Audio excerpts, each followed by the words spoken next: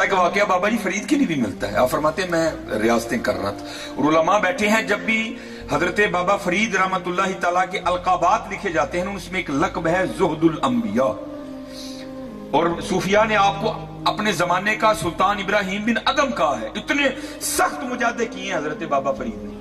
آپ فرماتے ہیں میں مجاہدہ کر رہا تھا, مجھے پیاس لگ گئی بڑی سخت, اور فرماتے ہیں میں نے کہا کون سی پہلی بار لگی ہے, کئی بار لگی ہے, برداشت کروں گا. آپ فرماتے ہیں لیکن اس پیاس نے اتنی شدت اختیار کی کہ میں اس کی شدت کے سامنے عاجز آ گیا. کہتے میں اٹھ کے نا پانی کی تلاش میں نکلا, ایک کنواں مل گیا. فرماتے کنویں پہ آیا, دیکھا پانی ہے لیکن پانی کھینچنے کے لیے ڈول اور رسی نہیں. اور ہم تو ایک سیکنڈ میں رونا شروع کر دیتے ہیں نا, وہ بڑے یقین والے لوگ تھے. آپ فرماتے ہیں مجھے یقین تھا جو رب مجھے کنویں تک لے کے آیا ہے آگے بھی بندوبست وہی کرے گا. آپ فرماتے ہیں میں بیٹھ گیا. کہتے بیٹھا ہوں کیا دیکھتا ہوں, یکا یک دو جنگلی ہرن آئے کنویں پہ. جب وہ کنویں پہ آئے نا تو کنویں کا پانی اوپر آ گیا.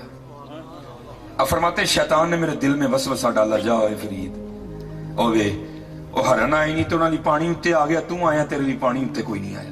اب فرماتے ہیں میں نے بھی شیطان کے وسوسے کو قبول کر لیا اور میں نے دل میں کہنا شروع کر دیا ہاں یار یہ کیا بات ہے, اور میں حضرت انسان ہوں جس کا تعارف کروانے سے پہلے بھی اللہ نے 4 قسمیں کھائی ہیں, والتین والزیتون وطور سینین وہذا البلد الامین.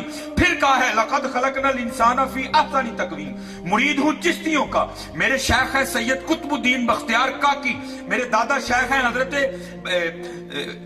سلطان الہند, میرے پردادا شیخ ہیں حضرت خواجہ عثمان ہارونی. اور میرے لیے پانی نہیں آیا, ہرنوں کے لیے پانی آ گیا. آپ فرماتے ہرنوں نے پانی پیا, پی کے چلے گئے, پانی اوپر ہی تھا. آپ فرماتے میں پانی پینے کے لیے گیا تو پانی پھر نیچے اتر گیا. کہتے میری حیرانگی میں اور اضافہ ہوا, لیکن عام نہیں تھے نا, خاص تھے.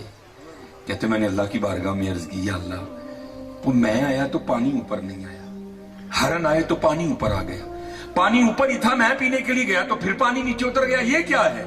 تو پتہ جواب کیا آیا؟ جواب آیا فرید اور تو ڈول تے رسی دے آسرے تے آیا ہے اور ساڑھے آسرے تے آئے سن. تو ڈول تے رسی دے آسرے تے آیا ہے اور ساڑھے آسرے تے آئے. اگر تو بھی ہمارے آسرے پر آتا تو پانی تیرے لیے بھی اوپر آنا تھا. بات تو یقین کی ہے, اس لیے تو اقبال اپنی ساری شاعری میں کیا روتے رہے. اقبال نے بار بار ایک ہی بات کی, یقین مثل خلیل آتش نشینی, یقین اللہ مستی خود گزینی, اے تہذیب حاضر کے گرفتار موت سے بدتر ہے بے یقینی. یہ لکھا ہے کہ امیر المومنین حضرت سیدنا فاروق اعظم رضی اللہ تعالیٰ عنہ کی خدمت میں نا ایک باپ اور بیٹا ہے, اور آپ نے دیکھا ہے حضرت باپ اور بیٹے کی شکل ملتی ہے آپس میں, ہاں کسی کی تھوڑی ملتی ہے کسی کی زیادہ ملتی ہے, لیکن لکھا ہے تفسیر میں کہ وہاں بلا کی مشابہت تھی, ایسے لگ رہے تھے جیسے فوٹو کاپی ہیں ایک دوسرے کی. ہاں اتنا فرق تھا, باپ بوڑھا ہو گیا تھا, بیٹا جوان تھا, لیکن شکل خو بخو ایک. یہاں تک کہ حضرت فاروق اعظم رضی اللہ تعالیٰ عنہ بھی حیران ہوئے بغیر نہیں رہ سکے. آپ نے بھی اظہار کیا, آپ نے فرمایا میں نے بڑے بڑے باپ اور بیٹا دیکھے لیکن جتنی شکل تم دونوں کی ملتی ہے میں نے کبھی نہیں دیکھا. وہ باپ عرض کرتا ہے حضور اگر آپ اس بچے کا قصہ سنیں گے نا تو آپ کی حیرانگی میں اور اضافہ ہوگا. آپ فرماتے میں نے کہا سنا.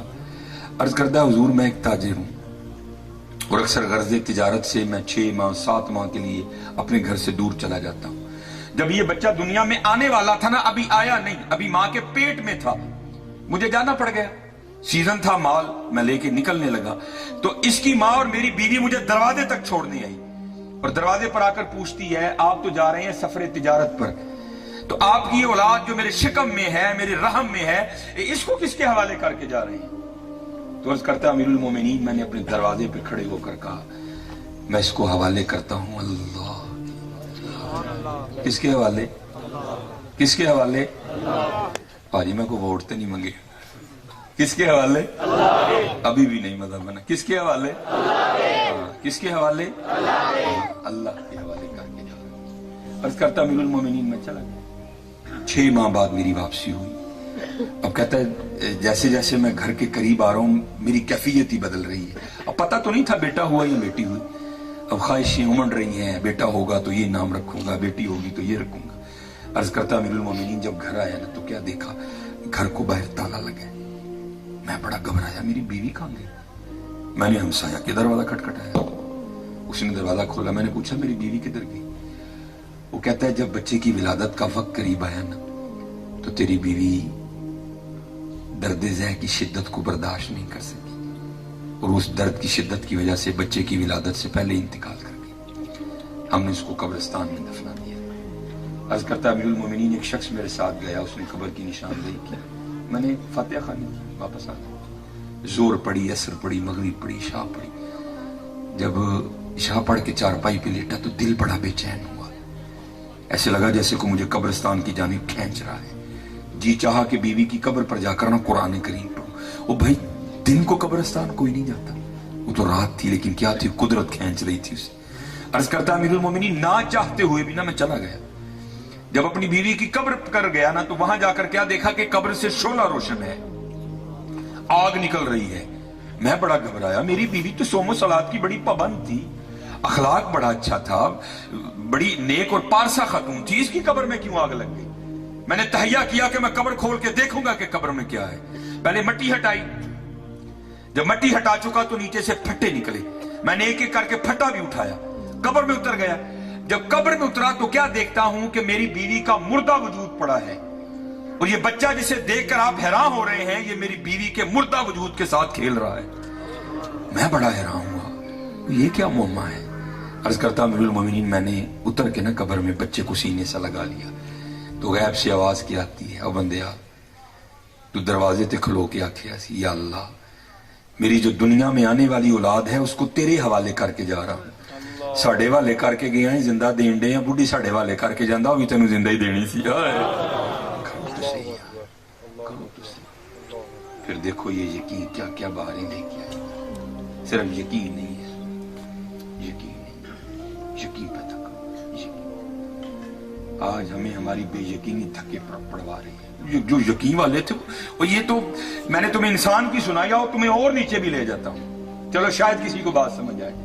میاں محمد بخش رحمت اللہ تعالی کمال شاعری لکھی حضرت, لیکن حضرت تصیوی چنگی نہیں کی تھی. ہاں کوئی نہیں کی تھی. بہرحال یہ ٹوٹل اس کے نا 11 اشعار ہیں. وقت نہیں ہے, میں مجھے احساس ہے صبح فجر بھی پڑھنی ہے, کوئی غلطی بھی میری ہے تو میں اب زیادہ گہرائی میں نہیں جاؤں. یہ کی شعر پڑھوں. یہ جہاں کھڑی شریف میں میاں محمد بخش رحمت اللہ تعالی بیٹھا کرتے تھے اور آپ سخن لکھا کرتے تھے, اللہ کے کارخانہ قدرت پر غور و فکر کیا کرتے تھے.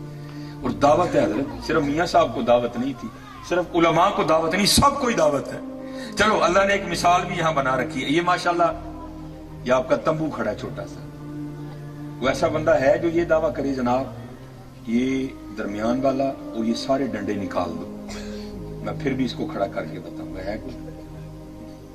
اللہ قرآن کریم میں سب کو دعوت دے کے کہتے ہیں, بندیا وہ تیرا چھوٹا جہا تمبو 6 ڈنڈیاں دے بغیر نہیں کھلوندا, کدی ساڈا بھی تے وی دیکھ نکل پائے. دیکھ تیرا ایک کھڑا ہے وہ بھی کتنے ڈنڈوں سے, باہر نکل دیکھ. الم تروا کیف خلق اللہ 7 سماوات طباقا, اور کیا تو نے نہ دیکھا ہم نے کیوں کر تخلیق کر دیا 7 آسمانوں کو ایک کے اوپر ایک. دیکھو تو صحیح یار, کدی باہر نکل, ٹائم ہی نہیں کسی کے پاس. دیکھو کو ہے ڈنڈا نیچے, بجوات چلے جاؤ, سیالکوٹ چلے جاؤ, ناروال چلے جاؤ, پسرور چلے جاؤ, بہاولپور چلے جاؤ, دینا چلے جاؤ, جہاں مرضی چلے جاؤ, جاؤ ڈنڈا دکھاؤ کوئی.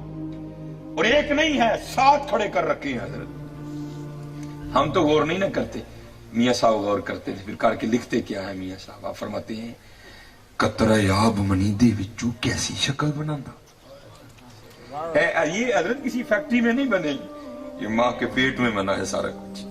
قطرہ آب منی دے وچوں کیسی شکل بناندا, پتھر تے کر نظر کرم دی چن سورج چمکاندا.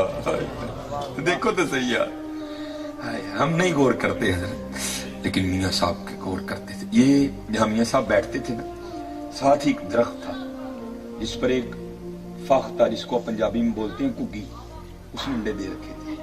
اور سبح للہ ما فی السماوات و ما فی الارض, زمین و آسمان کی ہر چیز اللہ کی تسبیح کرتی ہے. میاں صاحب تھلے بہ کے لگے نے, کگی اتنے بہ کے لگی اپنے انڈے ہوتے نال. بود عالم میں اکھاں بند نہیں. ایک شکاری جو کہ شکار کی تلاش میں نکلا تھا ادھر آ گیا, وہی نظر کگی تے پئی, اکھاں بند نے, بڑا خوش ہویا. لے بھی بہتی دور بھی نہیں جانا پیا تے شکار بھی مل گیا. اس نے جناب ترکش سے تیر نکالا, کمان پہ چڑھایا, سیدھا کر کے نشانہ لیا. اگر اللہ جل شانہ کسی کو کچھ نہیں نہ دیتے پھر اللہ اس کو بڑا کچھ دیتے ہیں. یہ جو جانور اور پرندے ہیں ان کی حصیں بڑی بیدار ہوتی ہیں. حص بولی اندرو کام خراب ہی بھائی اکھاں کھولی شکاری اس نے اڑان لی اور درخت سے باہر نکل گئی. جب تھوڑا سا اوپر گئی نا تو کیا دیکھا اوپر ایک باز بھی چکر کاٹ رہا ہے اور نظر اس کی بھی کگی پہ ہے. جب یہ اپنے درخت سے باہر نکلے چوگا لینے کے لیے میں اس کو دبوچ لوں کیونکہ ابھی زیادہ اوپر نہیں گئی تھی, واپس آ گئی درخت پہ اور حضرت وہ کیا جو ہم چھوڑ چکے, اپنے اللہ کو پکارا, عرض کر دیئے یا اللہ تانوں دیکھیا نہیں, تاڑیاں ولیاں کو سن کے ایمان لے آئی اور سنیا جو چاہو کر سکتے. میاں صاحب بیٹھے سن رہے ہیں. اچھا چلو شاید آپ کوئی اعتراض کرے جی میاں صاحب کس طرح سن رہے تھے, میں ابھی اس کا جواب بھی دے دیتا ہوں. وہ تو پھر کو گئی تھی نا, قربان جاؤں اللہ والوں کی تو شانیں یہ ہیں فَتَبَسَّمَ ضَاحِكًا مِّن قَوْلِهَا, وہ تو چیونٹیوں کی بھی سن لیا کرتے ہیں. میاں صاحب بیٹھے سن رہے ہیں حضرت سارے, یہ اللہ دیکھیا نہیں تیرے نبیاں تے ولیاں کو سن کے ایمان لے آئی اور سنیا جو چاہیں کر سکنا ہے.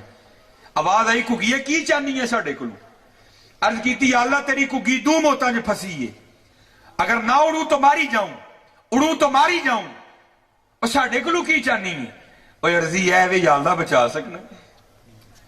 جواب کیا آیا او کگیے, اور یہ دو موتیں کیا ہیں, اگر سارا زمانہ بھی تجھے مارنے آ جائے اگر ہم نے بچانا ہو تو ہم بچا لیں گے.